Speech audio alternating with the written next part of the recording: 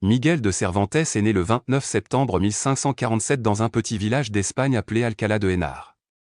Il était l'un des 7 enfants d'une famille modeste, et son père travaillait comme barbier chirurgien, un métier qui consistait non seulement à couper les cheveux, mais aussi à effectuer de petits traitements médicaux. Bien que sa famille n'ait pas eu beaucoup d'argent, Miguel a grandi avec une grande curiosité et un amour des mots.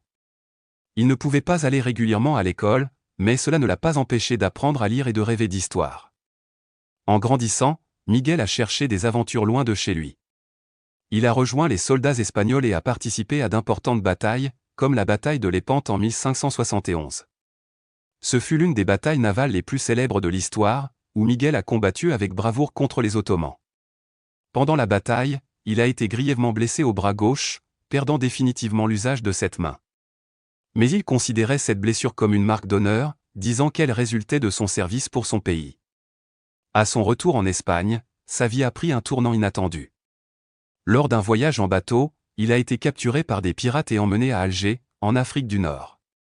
Là, Miguel a passé 5 ans comme prisonnier. Malgré les conditions difficiles, il n'a jamais cessé de rêver de liberté. Il a tenté de s'échapper plusieurs fois et est devenu un leader parmi les prisonniers, les aidant à rester forts. Finalement, il a été libéré lorsque sa famille et le gouvernement espagnol ont payé sa rançon. De retour en Espagne, la vie ne fut pas facile pour lui.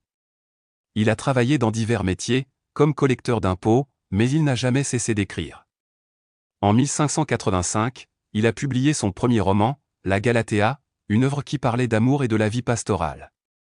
Bien qu'elle n'ait pas eu beaucoup de succès à l'époque, Miguel a continué à écrire, convaincu du pouvoir de ses mots. En 1605, tout changea avec la publication de Don Quichotte de la Manche. Ce livre raconte l'histoire d'un homme nommé Don Quichotte qui, après avoir lu trop de livres sur les chevaliers et les aventures, décide de devenir l'un d'eux. Aux côtés de son fidèle ami et écuyer Sancho Panza, Don Quichotte vit une série d'aventures amusantes et palpitantes, comme combattre des moulins avant qu'il prend pour des géants.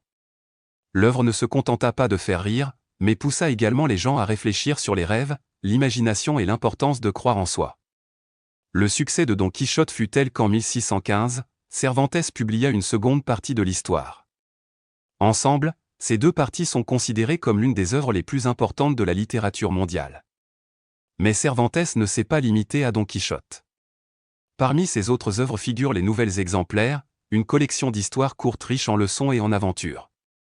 Certaines d'entre elles, comme La Petite Gitane et Rinconette et Cortadillo, dépeignent la vie en Espagne avec des personnages fascinants et des enseignements sur l'honnêteté et la justice.